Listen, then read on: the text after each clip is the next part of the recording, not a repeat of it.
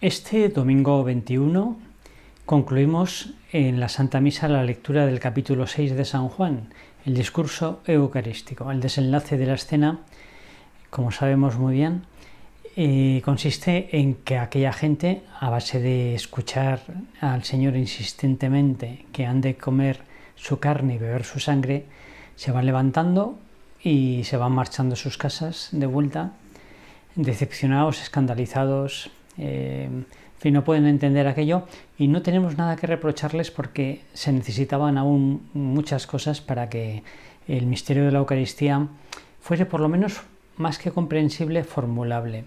Se necesitaba que el Señor muriese en la cruz, que instituyese primero la Eucaristía en la última cena, que luego muriese en la cruz, que resucitase con un cuerpo glorioso, no sometido a nuestro espacio y a nuestro tiempo, que viniese el Espíritu Santo, que es quien realiza la transustanciación. En fin, lógicamente ellos no podían entender.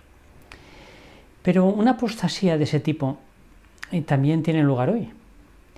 Hoy, estadísticamente, en un país tradicionalmente católico como España, la sociología ya no lo es, no es católica. La mayoría de los niños ya no son bautizados. Roza el 50% los que se consideran católicos y desde luego que frisa el 10% o menos los que practican su fe. En esta apostasía general, el Señor, como aquella vez, en lugar de intentar retener a la gente que se levanta y marcha, o en lugar de intentar animar a sus discípulos que se quedan ahí los pobres, presenciando un grandísimo fracaso pastoral, se dirige a ellos y les dice cuando se quedan solos: ¿también vosotros queréis iros? Y así hoy el Señor nos pregunta esto: ¿también vosotros queréis iros? Y como Pedro, en representación del resto, hemos de poder responder: Señor, ¿a quién iríamos? Solo tú tienes palabras de vida eterna. No pregunta Pedro a dónde iríamos, porque Pedro está cerquita de Cafarnaún, Pedro vive en Cafarnaún, tiene casa, tiene familia, está casado, tiene trabajo, es pescador, tiene dónde ir, no es que no tenga dónde caerse muerto, no dice a dónde iríamos. Como todos los demás, puede irse. Dice a quién iríamos. Le dice al Señor: solo tú tienes palabras de vida eterna, no hay quien te haga la competencia. Hoy, justamente en estos momentos de abandono general, la ventaja es que el cristiano es aquel que tiene una experiencia de Cristo, que ya no existe un cristianismo sociológico o cultural, sino que es una relación personalísima con Cristo. Hoy un cristiano dirá, se considerará afortunado, agradecido, gozoso, orgulloso de serlo, en la medida en que tenga experiencia de que solo tú, solo Cristo, aporta ciertas cosas que no se encuentran en ningún otro lugar. Como por ejemplo, ¿qué? Como por ejemplo que solo tú, Cristo, hablas del Padre, hablas de Dios en primera persona del singular, por experiencia, no de oídas, sino de primera mano, y hablas de que en el interior de Dios hay un Padre, hay un Espíritu, que Dios es amor, qué hace el Padre, cómo gobierna la historia, la doctrina misteriosa de la providencia, que solo tú transmites una cosmovisión, una explicación, un relato de la historia universal, del cosmos, del universo y del hombre en particular, a la altura de la dignidad humana. Es decir, hoy, ya desde la posmodernidad, Jean-François Lyotard mostró cómo los metarrelatos, las pretensiones de explicación de la realidad, las cosmologías, con un respaldo científico no existen, son cuentos. La explicación dominante hoy, materialista, de la aparición de una materia de la nada o de su simple eternidad y una evolución hacia formas más complejas de vida hasta nosotros, hasta que de ahí ha emergido el espíritu. Todo eso es un cuento, no es científico. Es a partir de unos datos muy fragmentarios de la ciencia experimental, se va tejiendo, se van rellenando los enormes huecos que existen con relatos. Son relatos, son historias. Hoy todas las explicaciones de todas las cosmovisiones son historias, la cristiana también. Pero con una diferencia, y es que la cosmovisión cristiana, la que nos aporta Cristo, encaja perfectamente con la racionalidad y con el corazón, que se puede resumir brevemente en decir que existe un principio, un Dios, un creador, que es amor, que lo ha hecho todo por amor y concretamente al hombre para enseñarle, acompañarle unos años enseñándole a amar en este mundo, camino de un océano de amor infinito y eterno. La otra cosmovisión, la materialista, lo que transmite es que somos polvo evolucionado pero eso protesta tanto la razón como el corazón y genera un tipo de persona individualista. Mientras que la cosmovisión de Cristo responde tanto a la razón como al corazón y genera un tipo de persona centrada en el amor, que es quizá una segunda característica del solo tú. Solo tú, Cristo, aportas luz, pero también solo tú, Cristo, aportas calor. ¿Qué otra persona, aparte de ti, Señor, puede decir, como en el Evangelio, ¿quién me reprochará un solo pecado?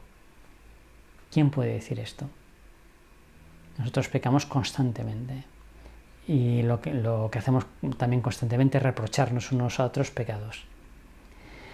Esa santidad de Cristo que nos transmite, que nos propone, se cifra en el ideal del amor. Amar a Dios con todo el corazón, con todo el alma, con todas las fuerzas y al prójimo como a uno mismo. Esta es la moral cristiana. Este es el estilo de vida del cristiano. Somos seguidores del amor. No somos voluntaristas, pero tampoco seguimos al Dios dinero, al Dios fama, al Dios apariencia, al Dios placer. Seguimos al Dios amor.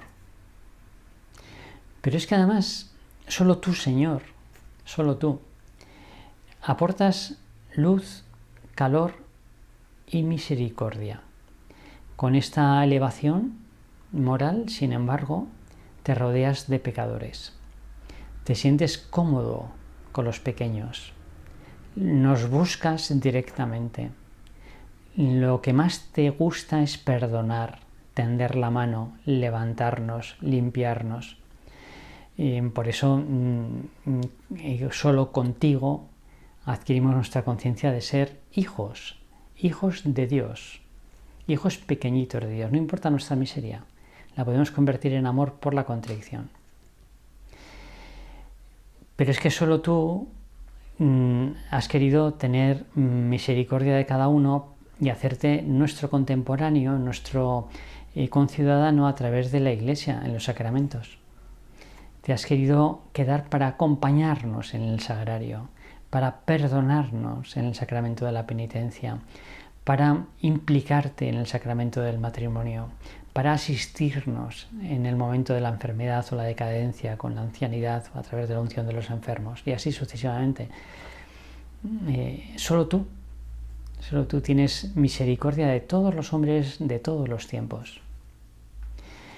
Y a lo largo de la historia de estos 2000 años de cristianismo, solo tú, Señor, nos has regalado esos personajes que son lo mejor de nuestra especie, que son los santos. Esos que son a veces estirpes de Teresas, Teresa de Jesús, o Teresita de Lisieux en Francia, o Teresa Benedicta de la Cruz en Alemania, o Teresa de Calcuta en Albania, que son todas tan distintas pero a la vez que tienen en común la sangre de Cristo. Corre por sus venas tu vida. Solo tú, Señor, nos regalas gente así, que son asombrosos, que son felices, que hacen el mundo mejor, más amable. Y en a lo largo de estos 2000 años Solo tú, Señor, nos has regalado esa belleza del arte cristiano, de un Mozart o de un Bach o de un Rembrandt, que de alguna manera reflejan todo esto que vengo diciendo, la santidad de Dios, su bondad, su sabiduría, su unicidad. Pero es que solo tú, Señor, hoy, en este momento histórico de relativismo, fundamentas la dignidad de los parias, de los desechos de la sociedad, de los no nacidos, pero también de los pobres, de los desheredados de la fortuna, de los inmigrantes y también de los desahuciados, de los que están sin esperanza, con una enfermedad incurable. Solo tú respaldas que poseen una dignidad absoluta, que no son desechos, que no tienen que quitarse de en medio.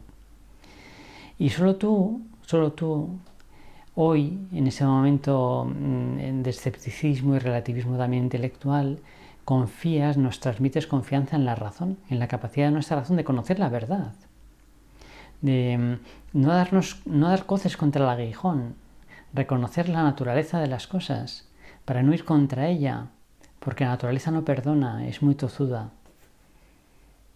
Y solo tú, Señor, ya yendo a lo más personalísimo, vives en el alma en gracia, Padre, Hijo y Espíritu Santo, con esa presencia que se llama virtual en teología, no porque no sea real, que es uno de los sentidos de esta palabra, el más común hoy, sino el sentido etimológico de virtus, fuerza. Vives en el alma con tu fuerza, dándole todo esto, luz, calor, energía, virtud. Interviniendo como hace 2000 años cuando te encontrabas con un enfermo y lo curabas, o cuando enseñabas a un ignorante. Por la gracia experimentamos, de alguna manera palpamos, nos beneficiamos de tu divinidad, de tu fuerza. Y por la Eucaristía tenemos contigo tienes en nosotros una presencia no solamente virtual, sino sustancial. Experimentamos no solo tu divinidad, sino también tu humanidad. Y en esos momentos en que te recibimos o estamos frente a un sagrario, o mejor todavía cuando te recibimos en la comunión, participamos de esos momentos de tertulia que tenías con los apóstoles, no para curar a nadie, ni para enseñar cosas muy profundas, sino simplemente para estar juntos, para conocerse, para quererse. Solo tú, Señor. Cualquiera podría contar, cualquiera que tenga una vida de fe, cómo la fe se convierte en experiencia en su vida, cómo él no se puede explicar sin la fe. Incluso a veces palpa la fe y experimenta el buen humor de Cristo que nos busca. Cualquiera podría contar anécdotas que son anecdóticas, son accidentales, que podrían no darse. Por contar una sin ninguna pretensión de nada. Hace un tiempo pasaba unos días en Praga y un día con una preocupación seria por un asunto que no podía solucionar desde allí. Caminando por las calles fui a la búsqueda de una iglesia llevada por dominicos donde había adoración al Santísimo. Allí iba de paisano, iba de calle. Allí me senté entre bastante gente que había allí adorando al Santísimo. Y pasé un rato. Y de pronto apareció por una puerta pues un dominico vestido de su hábito y hizo un poco de oración, hizo una reflexión y se dirigió a mí. No estaba en primera fila, ni estaba solo, había mucha más gente. Y me dijo algo, pero claro, yo no entendía. Y le dije, soy español. Me dijo, español, Santa Teresa, nada te turbe, nada te espante, solo Dios basta. Me hizo la señal de la cruz y se marchó. Bueno, me puso una cara de tonto enorme. Dios tiene buen humor, pero estas cosas pasan mucho, pasan constantemente, pero son accidentales. La sustancia, lo que pasa siempre, es que cuando se tiene esa relación personal con Cristo uno dice solo tú, vive de Cristo. Dice como André Frossard, que tuvo también una experiencia absolutamente incomunicable y extraordinaria, esta sí que fue extraordinaria. Dios existe, yo me lo encontré. Bien, hoy un cristiano es es alguien que cuando todo el mundo se marcha, el Señor le pregunta, ¿tú también quieres irte? Le dice, pero Señor, ¿a quién iría? ¿A quién? No dónde, sino a quién. Solo tú tienes palabras de vida eterna.